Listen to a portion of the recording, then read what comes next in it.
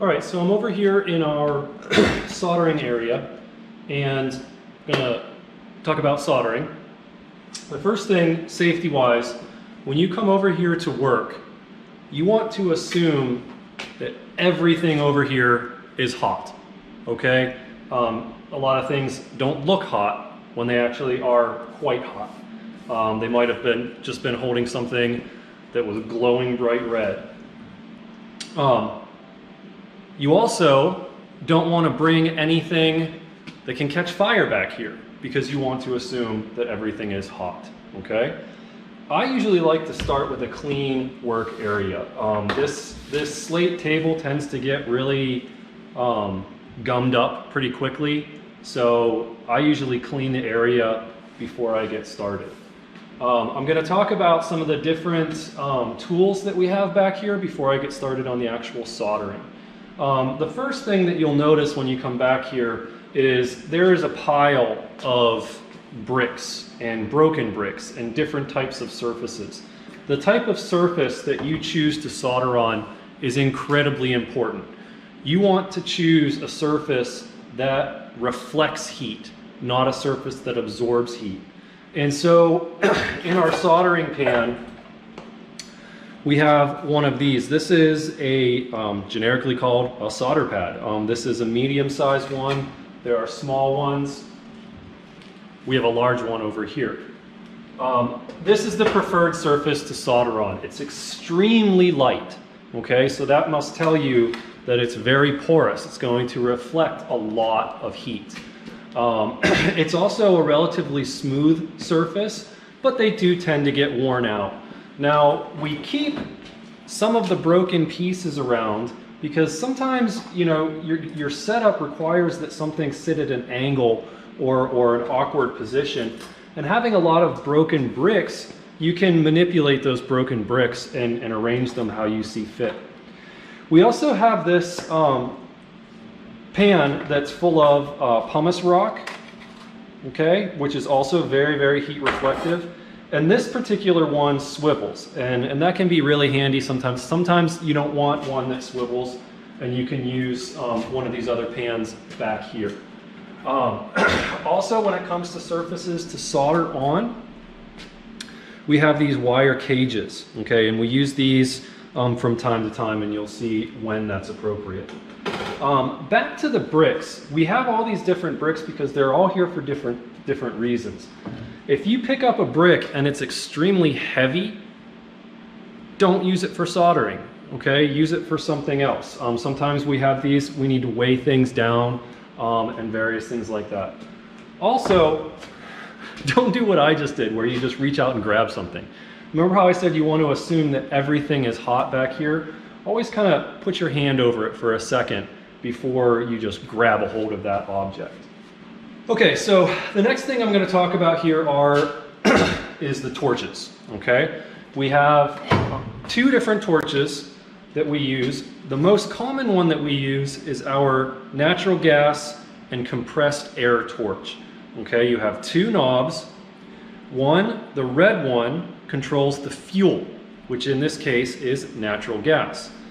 The green one controls your air, which in this case is compressed air, okay? To get this lit, we are going to use a striker. For some of you, this is going to be one of the more challenging tools to use. The easiest way to get a spark is to hold the striker exactly how I'm holding it, where you're looking at the back of your hand and you see the open file section of the striker. Hold it like this so your thumb is what does the action. That way, you know, you can try to just put a little bit of pressure on it as you're working, or you can even hold it down on the table and get a really nice spark that way. We always, always, always use a striker to light our torch. We never, ever use a lighter. If you think about it, a lighter is a small container that's full of flammable liquid. You know, they're usually plastic. Those things can explode with very little effort.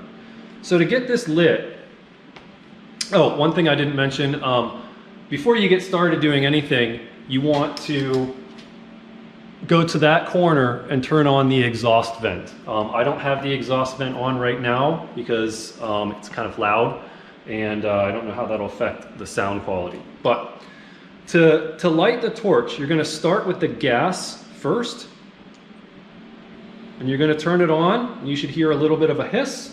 Hold the striker up to it, and basically the gas fills this little cup, and go ahead and light your torch.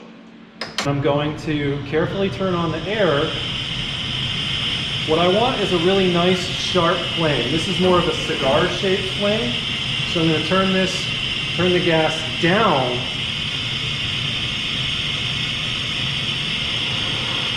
until I get that nice sharp cone. I don't want to keep turning it down and go beyond this and you get this sort of clear blue flame. I want it to be as bright blue and as sharp as possible, okay?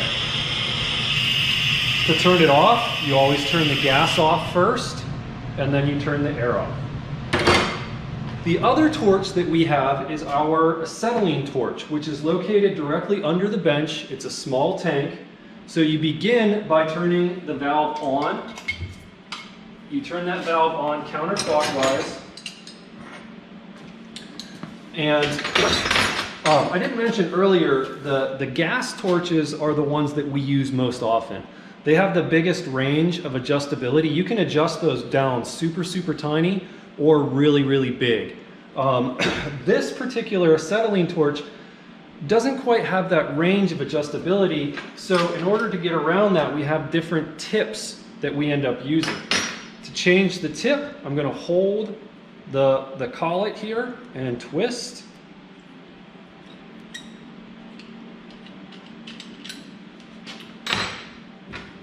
Screw in the new tip.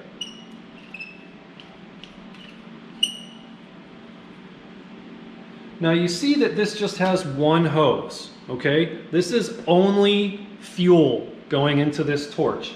If you look really closely at the tips, there are these little holes in the bottom of the torch. And basically what happens is as that fuel, as that acetylene gas is coming through, it draws air from the immediate atmosphere, the air that we are currently breathing, and that's how it's able to hold combustion. If this is clogged for some reason, it's not going to hold combustion well, and you'll see a really bright white light. If that happens, you know, check your torch, it might be clogged. But this one, same thing. We're just going to turn on the acetylene until we can hear it come out. And there you go. These torches are very focused. All of the heat for this torch is at this tip. Same thing with the gas torch. That inner sharp tip, that's where all of that heat is focused. So as long as you don't get in that way, you're going to be okay. Normally, when we hold the torch, we're going to hold the torch like you would hold a pencil in your non-dominant hand. This one's just here to hold the heat. This one is the one that I'm not ambidextrous, so I need my dominant hand to do all the fine detail stuff that I need to do.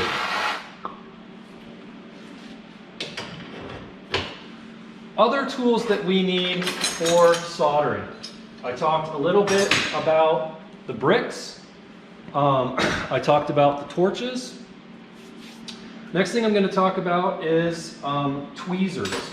Now, we have some tweezers back here. I like to keep, when I'm soldering at my bench, I have a whole pile of tweezers in front of me. That way, if one of them gets kind of gummed up with stuff, I can set it aside and I have a fresh set ready to go. So we have these little ones and then these bigger ones.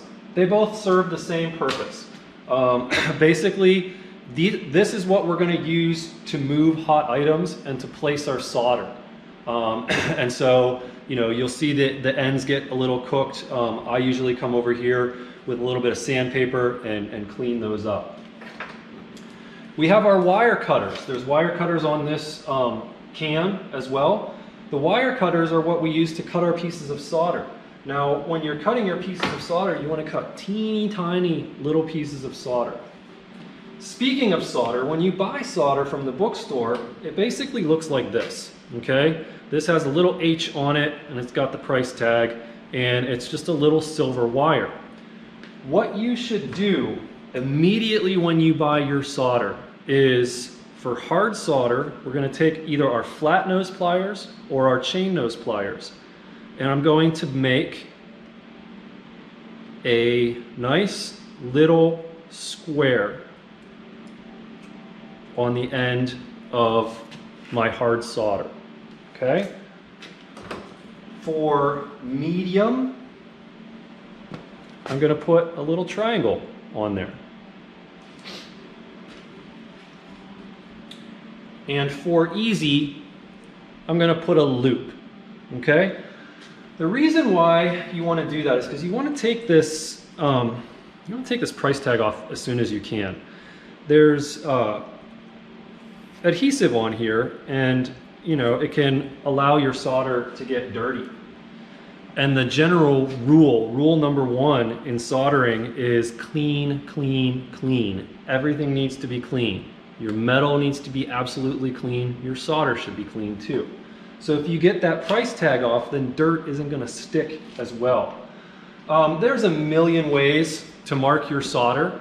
The reason why we need to mark the solder is if you come up to me with a piece of solder and ask me if it's hard, medium, or easy, there really isn't a good way to tell. You just treat it like it's easy. There's a million different ways to mark your solder.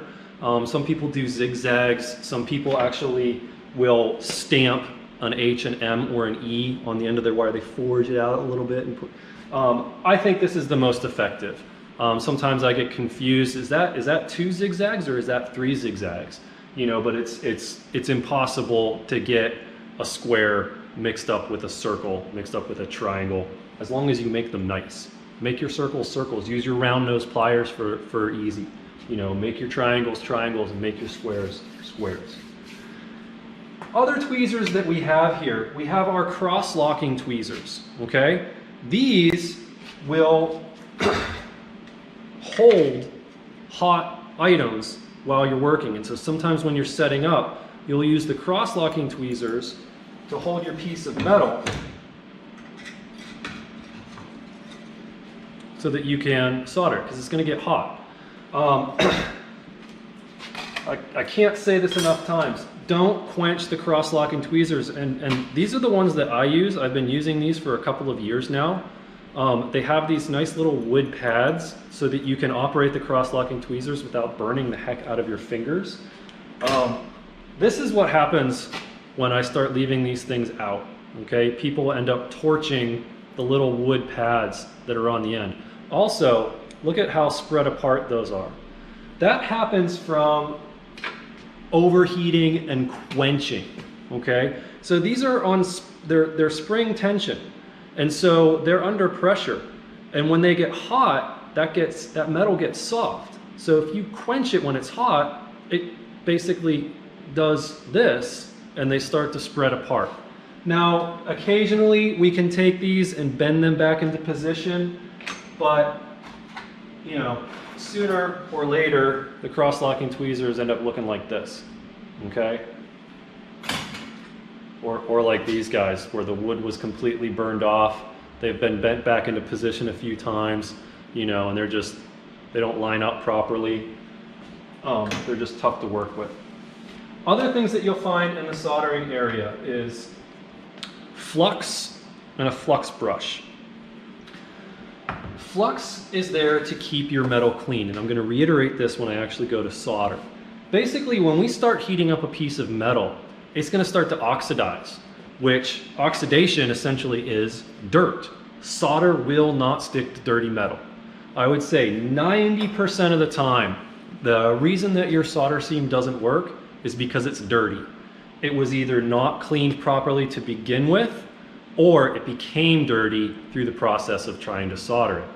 The flux, basically what it does is it sort of melts into like this liquid glass almost. and it creates an oxygen shield so that your solder can flow. If you burn the flux away, it's going to get dirty, and that happens often. And I'll go through the different reasons why. The flux brushes are intentionally cheap brushes because these get trashed. When the ones that are back here are trashed, just let me know. I'll go in my stash and get some new ones. And then typically there's a quench pail that's over on the table. I'm going to move it over here for the demonstration. Okay, so the first solder seam that I'm going to demonstrate is our 90-degree butt joint. Okay, hopefully you got a little kick out of me saying the word butt. The reason why it's called a butt joint is because I have an edge that butts up to another surface. 90-degree butt joint is at 90 degrees. This can be at any angle. It can be anywhere on the sheet of metal. You could have a 180-degree butt joint where it's essentially edge to edge. Anytime you have an edge contact, it's a butt joint. Okay, so I'm going to get started soldering here. The first thing I need to do is make sure my pieces for my 90-degree butt joint fit perfectly. Solder it's not like welding. Basically, the way the solder works is I'm heating up these two pieces of metal until they get up to the temperature that the solder will melt. The solder melts at a lower temperature than the pieces of metal that you're putting together. When that solder melts, it goes completely liquid, so it doesn't really fill in areas. So if your pieces don't fit perfectly, you're gonna have little gaps. Also, one of the things that happens when the solder starts to flow, if it's a nice even fit, then it just flows the whole way across.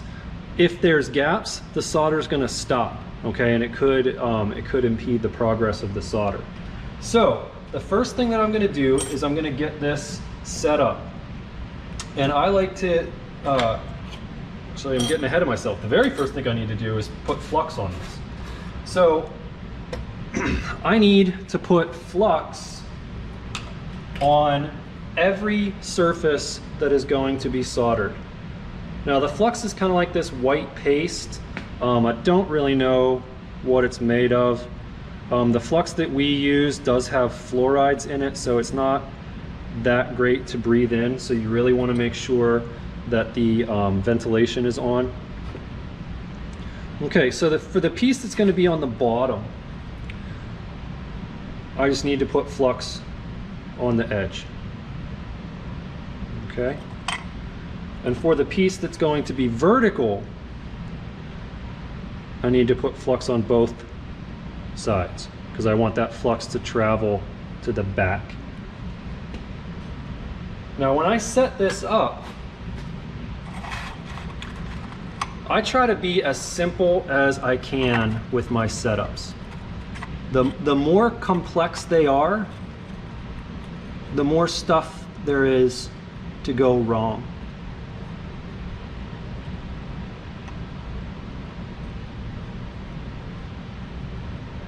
Okay, this is still going to be a little bit difficult to see with the camera, but anytime I can take advantage of a ledge, okay, see how that's kind of stepped back just a little bit? You don't want to put your pieces all the way on the corners because you don't have anywhere to set the solder. Okay, do you see how I'm creating a little bit of a ledge? You know, typically like a quarter of an inch of a ledge is more than enough. That way you can place your pieces of solder on that outside corner and it's very easy to clean up. You never, if you can avoid it, you never ever want to put your solder on the inside of a corner. It's just really difficult to get files in there to clean things up. It's really easy to file the outside of a corner off. Okay, so the next thing I'm going to do is I'm going to cut my pieces of solder.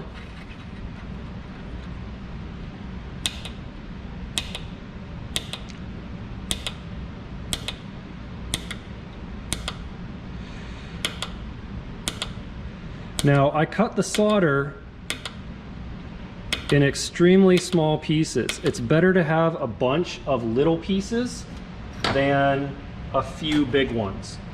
The reason why is the little pieces will melt.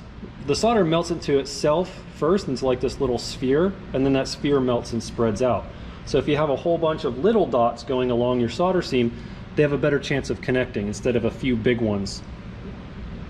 So I'm going to place my solder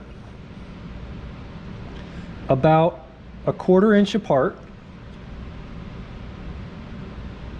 You know, ideally these pieces of solder are like 1/8 of an inch to 1/16 of an inch in length.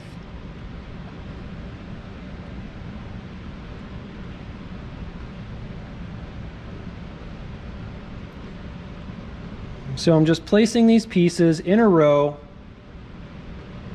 down that line.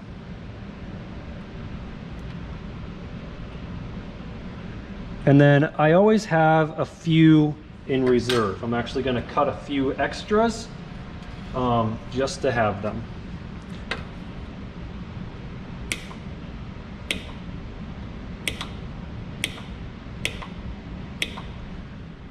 Okay. Okay, I'm going to light my torch.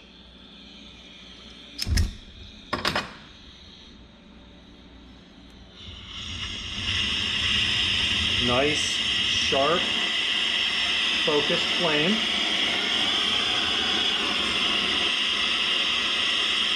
When I first start, I'm going to kind of preheat my metal, so I'm holding the torch back very far from my metal because there's moisture in the flux, and when that moisture boils, it tends to spit the flux all over the place.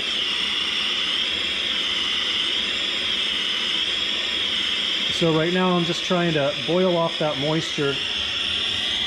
Now your flux works like a thermometer. Okay, it goes through the initial boiling stage, and then it gets kind of this crusty stage, and then it gets to a gummy stage. When I'm at the gummy clear stage, I'm getting close to the temperature that the solder will melt.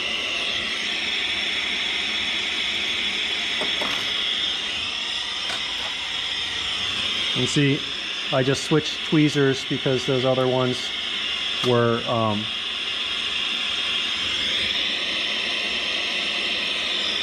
got all messed up.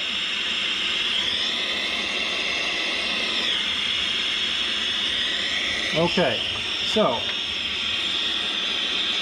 now that I'm at the clear stage, I'm going to take my solder pick, and this also helps me move things around. I'm going to put the torch a little closer. Now I'm focusing my heat on the piece on the bottom. The piece on the top is going to get the residual heat. The piece on the bottom, since it's sitting on the brick, is going to take a little extra to get it to heat up. I'm focusing now in on the corner.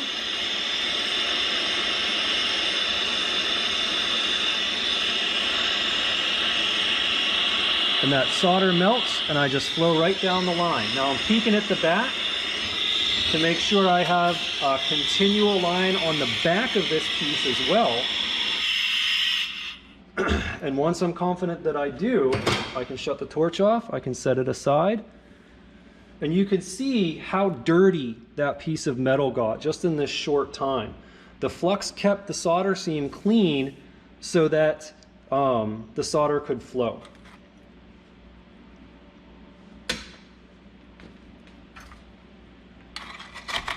Sometimes the flux makes the piece stick to the solder board. Okay, so the next solder seam that I'm going to demonstrate is a sweat solder. The sweat solder is when anytime that you have two pieces essentially sitting plane to plane, okay? The reason why it's called a sweat solder is anytime you have pieces that are plane to plane. The reason why it's called a sweat solder is if you do it right, you'll see a little bit of solder kind of sweat out around that seam. You'll see a nice little silver ring. The sweat solder is a two-step process. So this piece of metal looks to be a little bit dirty. I'm going to take some steel wool and I'm just going to brighten it up a little bit, just clean it up a little bit. Never want to start with dirty metal. Okay, so I'm going to put on my flux.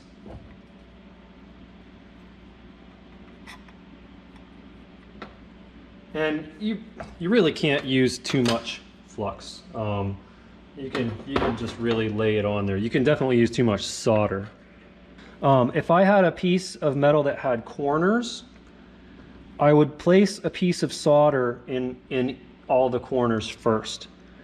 Then I would kind of follow what I'm doing right now, which is placing those pieces of solder around the perimeter of the piece of metal, you know, once again, roughly a quarter inch apart from each other. And you want that solder right up to the edge. Once I have a perimeter, I'm basically going to arrange these about, once again, a quarter inch apart and a little bit of a grid on the interior of my piece. You know, it doesn't have to be perfect.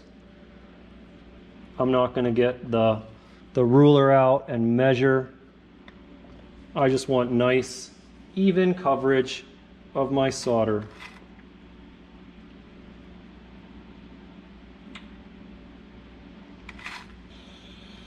I'm going to light my torch.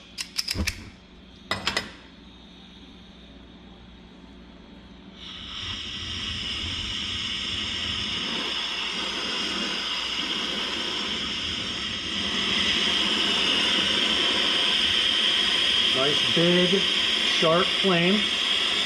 Now something that I didn't mention in the first solder seam is the direction of your heat is super important. If you come at your work indirectly like this, it's going to spread that heat out and it's going to take a while for your piece of metal to heat up. If you come at your work directly, it instantly gets hot. So one of the things that I'm going to do first, I'm going to kind of preheat, just sort of dancing this flame back and forth, trying to carefully get all of that moisture to boil out.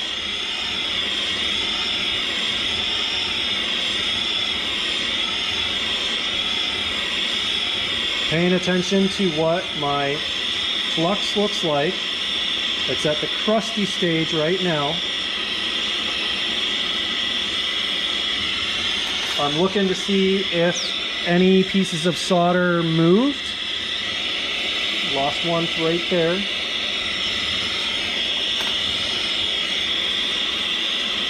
And now what I want to do is I want to melt the solder halfway.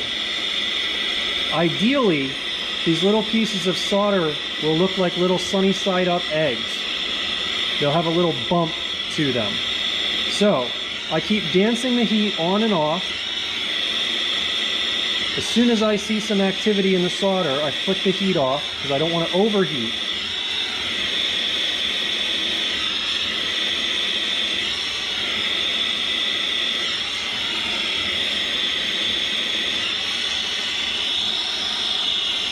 And I'm pretty confident with the way that looks.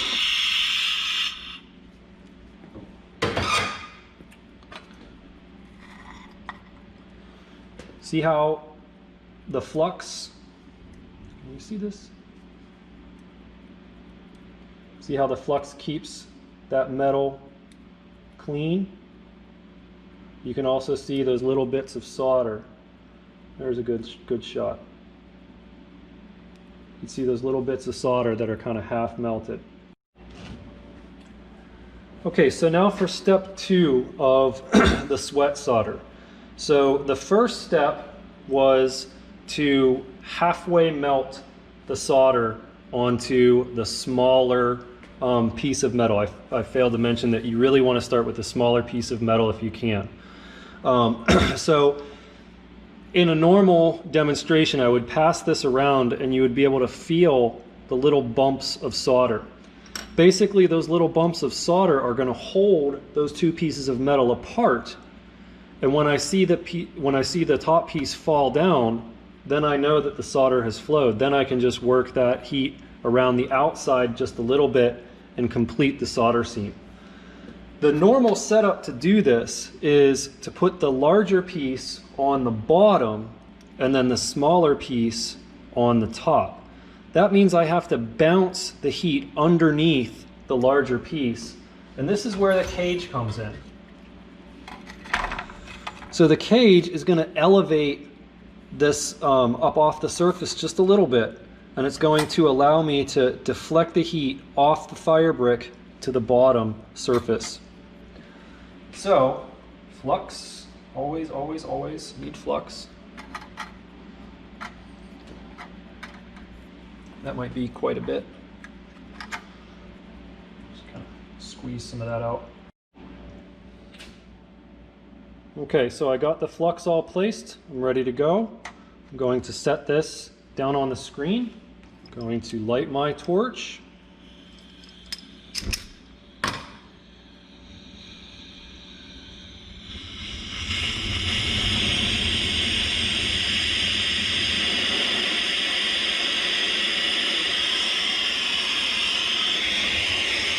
And I don't have any solder to bounce around, so I can be a little bit more aggressive with my heat.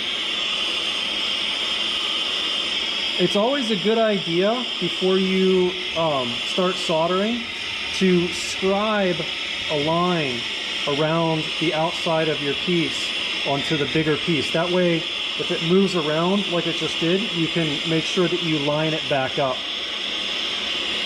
Okay, so now I'm heating from the bottom. And I'm bouncing the heat under the two pieces of metal.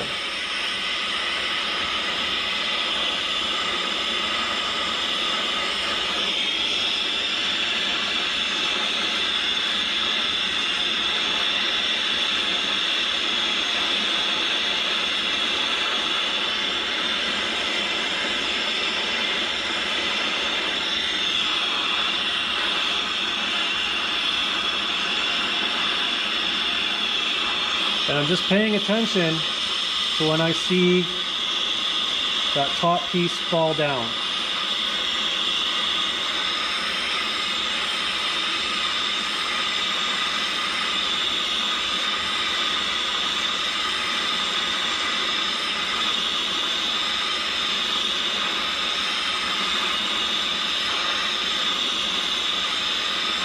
Okay, so it just fell on that side.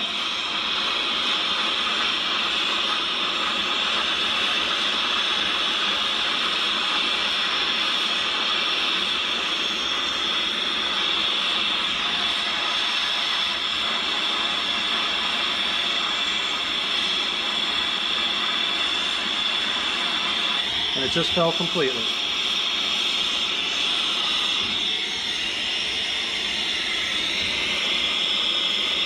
So at this point, I'm just heating up a little bit just to kind of check. And if I see this nice uniform silver line going around the whole piece, then I know that I'm good.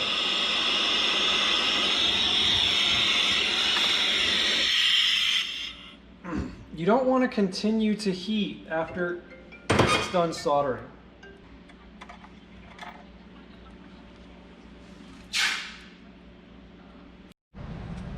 Now the last solder seam that I'm going to show is, I just kind of generically call it a post. It's where you have a piece of sheet and a wire soldered by the end to that piece of sheet. It's a very similar process to the sweat solder, where I'm going to get one single piece of solder to melt halfway onto this sheet of metal. Then, once that melts, I'm going to take my piece of wire, I'm going to set it right on top of that piece of solder, and I'm going to heat up the wire, and it should just melt right down and create a nice little ring of solder around the outside. I'm just holding the cross-locking tweezers in my hands, and I'm going to set it down on there.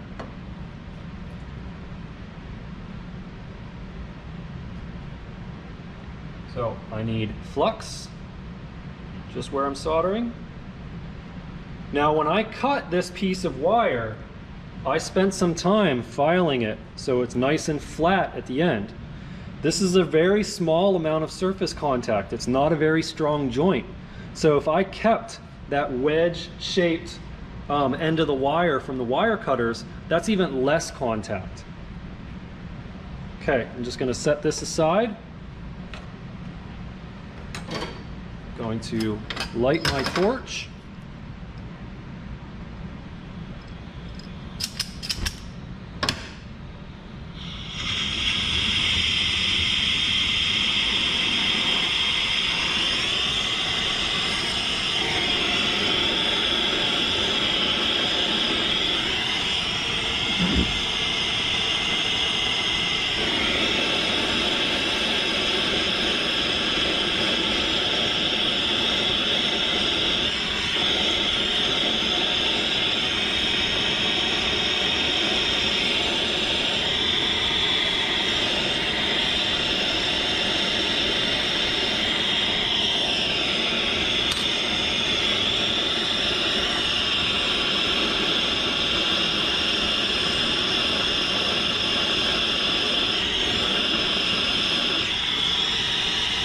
Set the wire down right on top.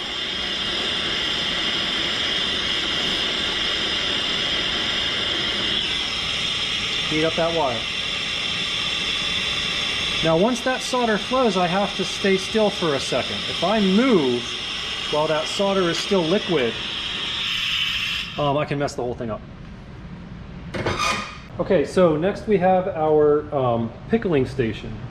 When you solder, your metal is going to get extremely dirty, okay? And so the way that we clean that is we use pickle. Now pickle is kind of a generic term for any acid bath. This is an extremely weak acid. It's sodium bisulfate. It's actually so weak that we keep it in this crock pot to make it a little bit more effective. If you get it on your clothes, just use a little bit of baking soda. There's always baking soda close by. If we're running low, let me know, I'll get some more. The baking soda will just neutralize it. A lot of times you don't realize that you've gotten a drop on your clothes until you go and do your laundry, and then a teeny tiny little hole shows up. The temperature of this liquid will do more harm to you than the fact that it's an acid. So I wouldn't recommend sticking your hand in it because it's hot. One of the interesting quirks about pickle is you cannot put steel in the pickle. So I'm going to take my dirty object. I'm going to use copper tongs. There should always be a selection of copper tongs close by to the pickle. If they're not put back in the can, a lot of times they end up over at the sink. So I'm just going to place my object in there. People always ask me, students always ask me how long the pickle takes, and my kind of smartass answer is until it's clean. It changes. It changes depending on how hot it is and how fresh it is. If you're the first one in here and you end up turning it on, then it's going to take a while. The thing about steel, okay, so don't get in the habit of carrying your stuff over here with the steel tweezers that you use for soldering. Quench them and then carry them over with your hands. You can just drop your metal in if it's small, or you can use the copper tongs to put things in there. The pickle is constantly dissolving copper. There's copper. As this pickle gets old, you'll notice it gets kind of like bluer and bluer and bluer. That's because it's dissolving copper. And if I stick steel into the pickle, it deposits that copper on everything that happens to be in there. So let's say somebody had a a brass or a bronze object that they were working on, and they just wanted to clean it up real quick, and they put it in the pickle, and somebody put copper in there, all of a sudden they would pull out a copper colored piece of metal instead of a yellow piece of metal. We have 2 pickles. This is for all metals, and this one in the back, we try to keep exclusively for silver. We try to keep that copper content reduced so that it doesn't copper plate people's silver. So if you have an object that is just silver, a silver casting, or you're working on a silver ring or something like that, you can go ahead and use this one. You're still going to use the copper tongs to get those in and out, but you know, go ahead and use that pickle if the only thing that you're using is silver. If you have silver soldered to something else, it goes in here. So I'm going to go ahead and pull out our earlier solder samples. And so this is our 90-degree butt joint. Okay, it's had plenty of time to be in there. It's nice and clean. You can see this continuous silver line, and I can see a continuous silver line in the back. I like to rinse these off immediately, otherwise they get kind of weird.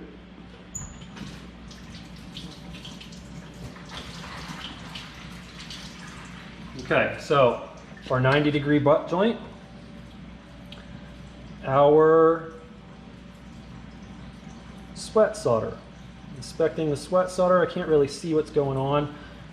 The sweat solder might need a little bit more time in there. I put the sweat solder into this little cup. If you have really small items, there's 2 cups back here that have little holes in the bottom. That way you don't have to be fishing around in the pickle looking for your pieces. So I'm going to put this back in there.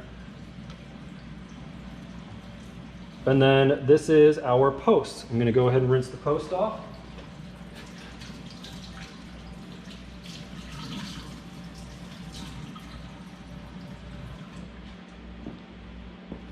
And the post looks pretty good too. There's a nice uniform ring around the base. It's a little bit more solder than I normally like to see, but it's not bad.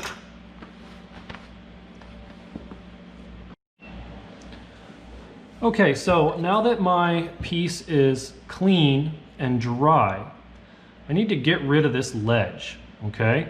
Hopefully I didn't give myself too much of a ledge to file away. You can see that ledge right there, all right?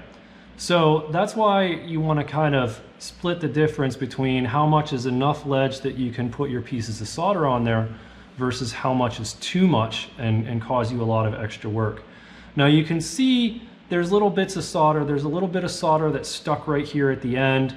There's little kind of ghost residual bits of solder on there. I need to make sure I'm filing all of those away. That's why it's a lot easier to file the outside corner instead of trying to get the file inside that corner there, and it's just a lot more difficult. Now,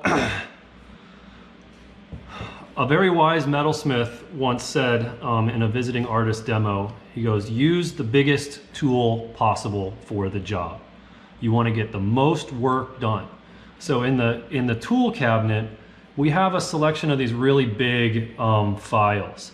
They're definitely not fine detail files, but I have a lot of material here that I need to get off.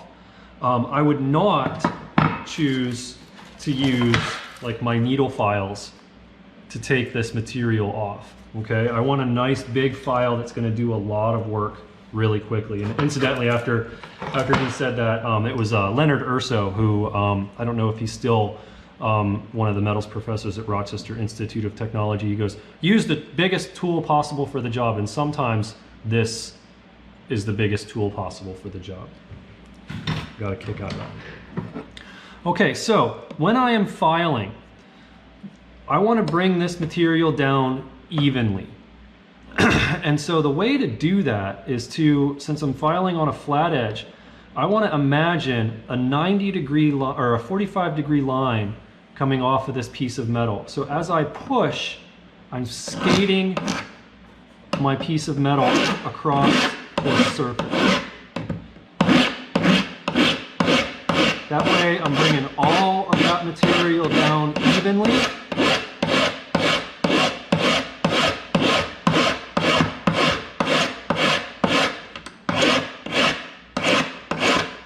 Now, you notice when I'm filing, every file only cuts in the direction away from the handle. So all the files cut on the push direction. You see that I pick the file up as I come back. You also see that I'm working against the bench. The bench is a very stable surface. If I'm up here holding this, I'm literally working twice as hard because I have to be my own resistance.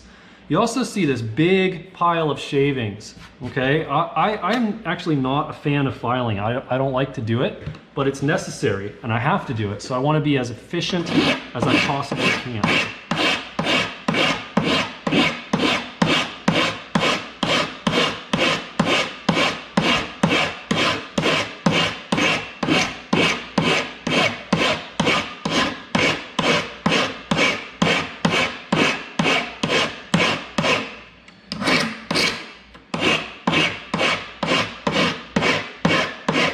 Okay, so now I am almost there. I have most of the ledge is gone, but I have this teeny tiny little ridge and I can still see some solder. A lot of people stop at this point and it really drives me crazy because you're almost there. It's literally the difference between something completely unfinished and looking kind of half-assed versus something that is, you know, done and refined is literally a matter of like minutes.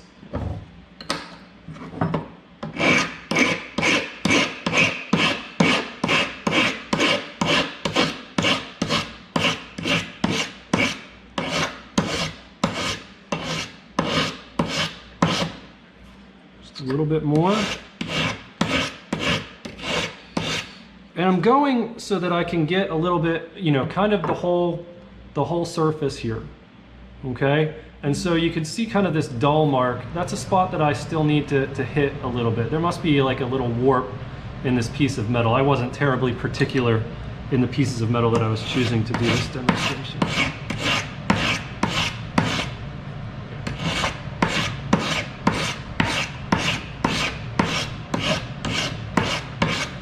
Now I have seen people completely file through their material. You can file something too much. Okay, so now I'm going to get out a sanding stick. Okay, so really handy thing to do with your sandpaper, to wrap it around a stick, tape the ends, write what the grit is, and then you have a really efficient way to sand.